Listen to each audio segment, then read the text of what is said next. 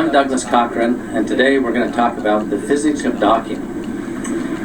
The most stressful times of being on the helm of a boat tend to be the first few minutes of a voyage and the last. Once you're out to sea, the tension level usually drops. It's when you get close to the docks that things get nervous. So, if your blood pressure rises when you think about docking your boat, perhaps a better understanding of the physics of the forces that work for and against your boat will help you to relieve the tension. So let's get started.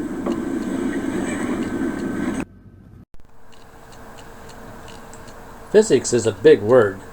I mean, we have to get all the way to high school before they teach it.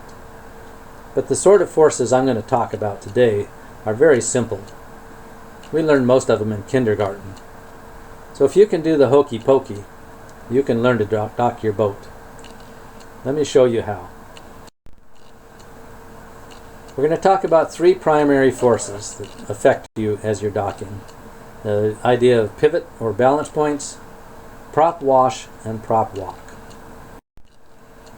So let's start with the pivot point, the balance point between two opposing forces.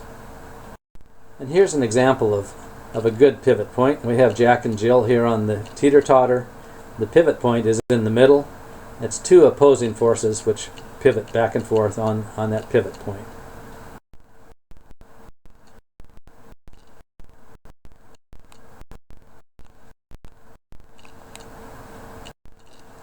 Boats have a pivot point that they pitch on. So if you're in head seas, the boat wave comes up underneath the bow, picks it up, rotates back down, the wave picks up the stern, the bow drops in a trough. So this pivot point is just under the helm.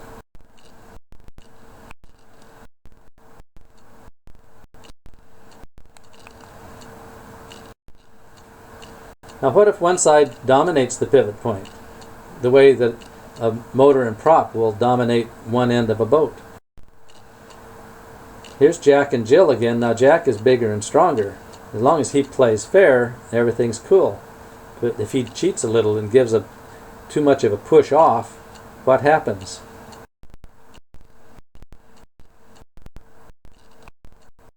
Watch out, Jack. Watch out, Jill. She flies up in the air. We've seen this a lot on our boats when you're sleeping in the forward cabin. The boat drops into a trough and then goes up a wave, and you're slamming against the ceiling and slamming it back into your bed. Now let's talk about another pivot point. A boat rolls on a pivot point as well. In this case, it's centered on the keel just below the waterline, and the boat rolls back and forth over that pivot point. A wave picks up one side, passes underneath, picks up the other side.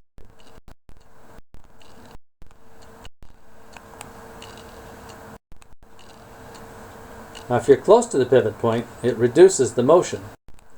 Here's little Sally sitting in the center of the teeter-totter, and you'll notice that her head goes through a very small arc as the teeter-totter goes back and forth.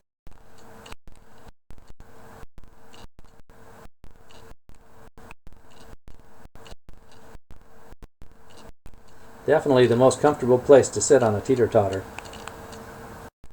And the same is true in a boat. If you have a low center of gravity, you see our helmsman there driving the boat, you'll notice his head goes through a very small arc as the boat rolls back and forth.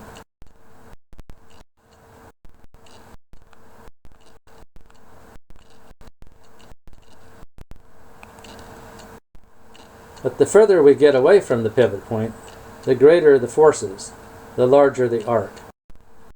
Here's big tall Charlie. He stands up in the center of the teeter-totter. He's going to go through a much larger arc than Sally did. Watch this.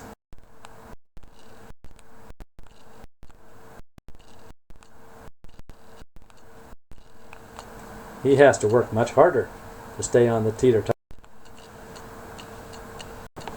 And the same is true with a boat. if you're on one of these big tall Marina Queens where you're sitting way up high, it's wonderful. You can see a long ways, but you also roll through a much wider arc as you roll around in the seas.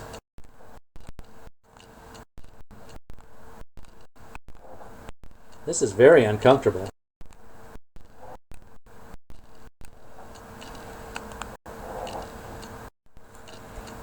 There's a third point that a boat pivots on. It turns on a pivot point.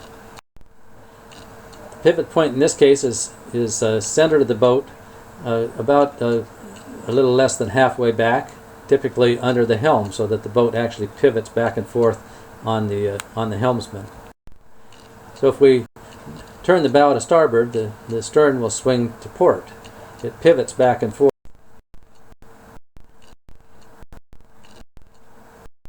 This is rather like walking through a house with a 2x4 on your shoulder. You've got to be careful of what happens behind you as well as what happens in front of you.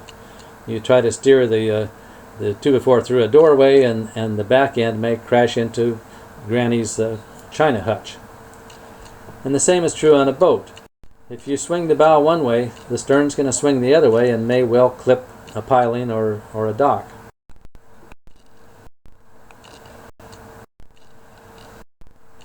So just to recap,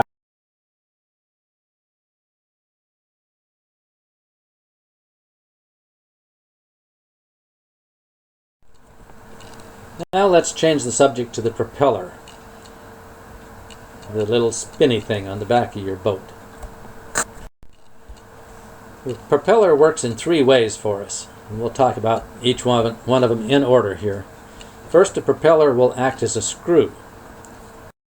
The propeller has three elements to it. There's the cutting edge, which is designed to cut cleanly through the water.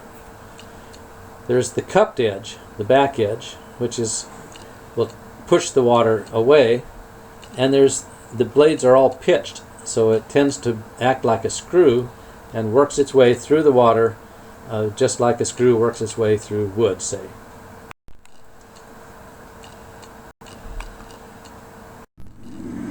So this is a real-life propeller, just as an example of how these things work.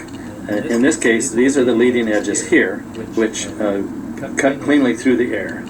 These are the trailing edges here, which are cupped, and each blade is pitched.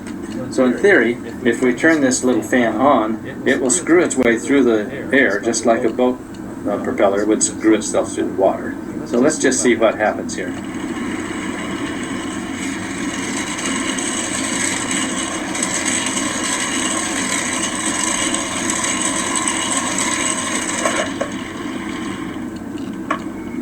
There you have it. But what happens if our little fan were held in place where it couldn't work its way through the air? Instead, it would blow the air in the other direction. If something's going to move, if it's not the propeller, it's going to be the media in which the propeller resides. And so we'll call this being a water pusher. And on a boat, because boats are heavy, they don't move immediately when you put the boat in gear. Initially, the prop stays in one place and pushes water away from it. This is what we call prop wash. Now, if the rudder is centered, the prop wash will simply flow by it with very little friction. But if the rudder is off-center, the prop wash will push against it, and it will push the rudder and the stern sideways.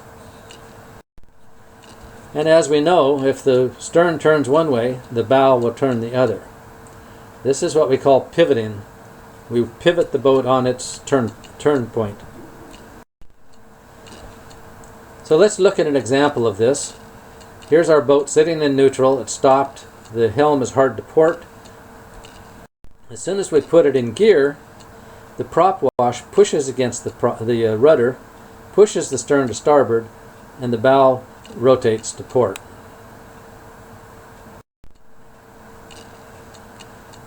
Now, prop wash will work in either direction. If you turn the rudder to starboard, it'll push the stern to port, and if we turn the the rudder to port, it'll push the stern to starboard. And of course, this only acts that way initially. As soon as the boat starts to move, then there's much less prop wash effect on the rudder, and the rudder really just helps steer the boat along. But what we're going to talk about in docking is that initial second or two when we can move the boat sideways or rotate the boat without moving forward or backwards. Because we really don't want to move when we're docking, we just want to put the boat where we want it.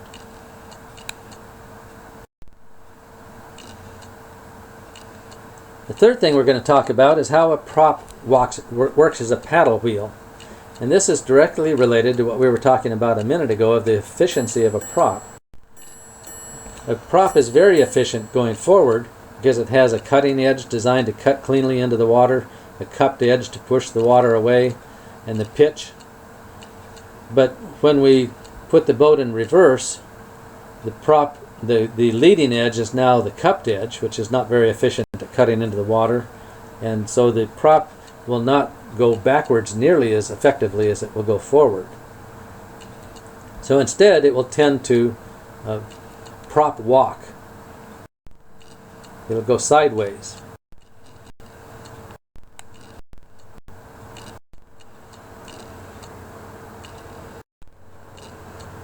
So let's look at our example again. Here we use prop wash to push the stern to starboard, so the bow goes to port. We then go into reverse. Prop walk will carry us further in the same direction and continue the rotation without the boat going forward at all. Now, as we discussed, prop wash will push the stern in either direction. Prop walk only works in one direction. So let's talk about why that is. We need to talk a little bit about props themselves. There's two kinds of props, a left-handed prop and a right-handed prop. A left-handed prop turns counterclockwise when viewed from the stern, from behind the boat, and a right-handed prop turns clockwise.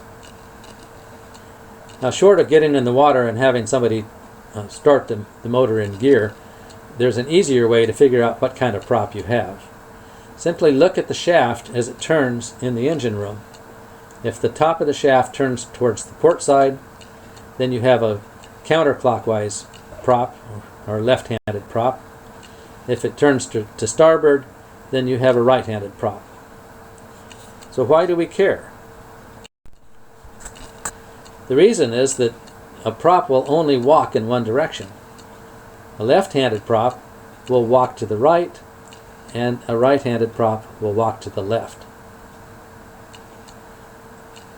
So you need to know which way your prop walk works, because it is going to have an effect on your efficiency of pivoting the boat.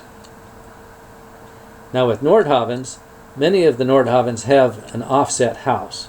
There is no side deck typically on the port side of an offset boat. And what this means is it's much easier to dock on the starboard side than on the port side, because you can get on and off the boat easier. So in almost all cases, Nordhavn builds their boats with left-handed props, so that when you go to reverse, it will walk to the right, which means that if you're close to the dock but not quite there, you put it in reverse and the stern will walk itself over to the dock. There's one other aspect of this that I'll mention, which is that the more pitch you have in your shaft, the more effective your prop walk will be. If the shaft is nearly flat, it doesn't prop walk nearly as well. So we'll use prop wash and prop walk to pivot the boat in a tight radius. Now obviously, since prop walk will work for us well in one direction and not in the other, we'll be able to turn more tightly if we turn in the direction that prop walk works. So this is why you want to identify which way your prop walk works on your boat. So let's look at an example. Here's our boat. We've got the helm hard to port. We're in neutral, we're stopped. We put it in forward and the boat begins to pivot. We put it in reverse, it pivots some more. Put it in forward, pivots some more. Put it in reverse, continues pivoting. Now you'll recall that I mentioned that the prop is much more efficient in forward than in reverse. So what this means is that a very brief time in forward will start moving the boat forward. You only have maybe a second or two when the prop wash really rotates the boat before it starts moving you forward instead. But the going in reverse, the prop is much less efficient. So if you want to stay in the same place, you go forward for a second or two, then you go into reverse for maybe 4 or 5 seconds in order to get the boat stopped. Once the boat is stopped, you put it in forward once again and in reverse. So you remember the hokey pokey I talked about. Here's how it works. You put your right hand in, you put your right hand out, put your right hand in reverse, and you pivot all about. Do the hokey pokey and turn your boat around. That's what it's all about. Put your right hand in, put your right hand out, put your right hand in reverse, and pivot all about. Now this is all very cute, right? But there's a method to my madness. If you want to learn to do this efficiently on your boat, you need to develop a rhythm of how long you go into forward, how long you go into reverse to be most efficient. And so if you can sing the hokey pokey as you do it, that will help you to have a nice even motion to your pivoting.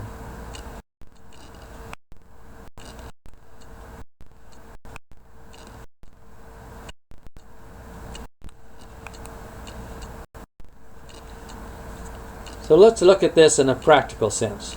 This is our boat sitting in a slip.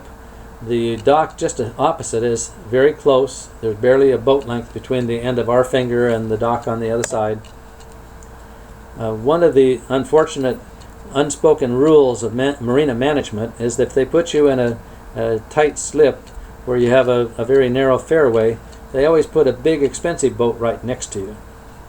So we've got to get out of here without hitting the boat, without hitting the dock, and without hitting the dock across from us. So how do we do this? Take a deep breath, put it in forward. Our boat starts moving forward. You notice the helm is centered. When we get to where our stern is nearly clear of the finger, we spin the wheel to put the helm over hard, and we put it in forward, which begins our rotation. Before we hit the other side, we put it in reverse to stop. If we're going in the correct direction, our prop walk will aid us in this. If not, you still have to get stopped before you hit the other side. You just won't be able to turn quite as tightly. Back into forward to continue the pivot. Back into reverse before we hit the other side. And pretty soon we're lined up and off we go.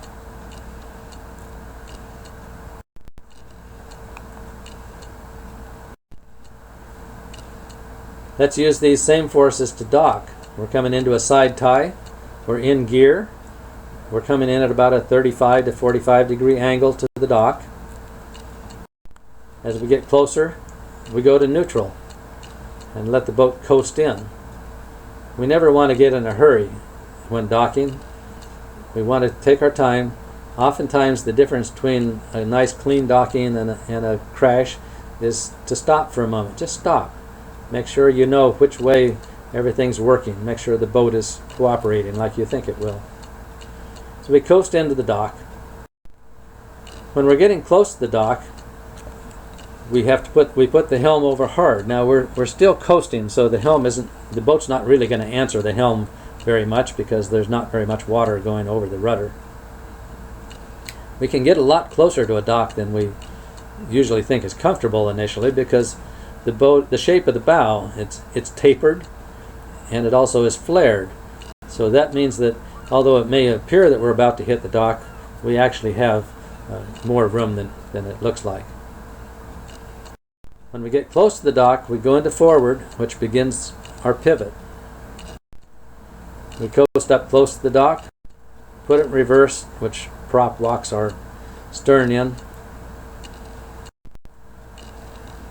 Now if we're not quite in, we put it in reverse again. That'll pull the stern in further, and our deckhand can step off and tie us off.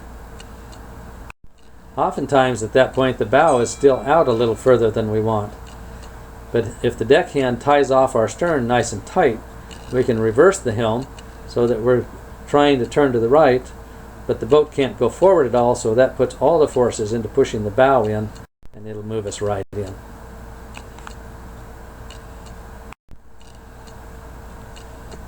Let's look at an example if we're going into a tight spot. Another rule of marina management is if you're coming into a side tie, they usually make sure there's big boats in front and behind you and not much space in between. So here we are, just like we looked at a moment ago. We come in gear, we go to neutral and coast in. When we get close, we put the helm over, we put it in forward gear, begin our pivot, reverse before we hit the boat in front of us, and we're in.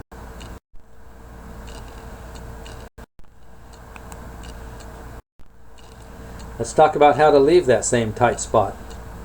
We know that if we just try to swing the bow out, we'll swing the stern into the dock, just like your 2x4 would hit Granny's hutch. So that's not a good way to get out. Instead, we'll reverse out and use the shape of the bow to allow us to rotate the boat clockwise. So we put the helm over, put it in gear, the boat begins to pivot. It can pivot a long ways because of the shape of the bow.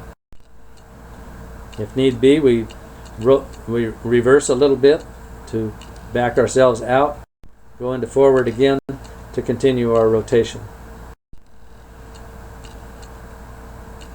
Do that a couple of times as necessary until we're lined up to where we have a nice angle away from everybody around, and then we back out.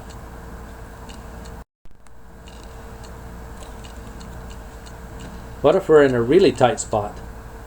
We really can't go forwards or backwards at all. We can use a spring line. A spring line is a long bow line. It comes from the cleat on the bow, down around the cleat on the dock just once, and back to the bow. Our deckhand pulls that up nice and snug. Now when we go into forward, the boat can't go forward at all because the spring line is holding us. So all the rotation goes to moving the stern out. So let's just recap what we've been talking about. We know we can rotate the boat around its pivot point. We know we can use the prop wash to push the stern in either direction. And we know that if we're rotating in one direction, we can use prop walk to assist us.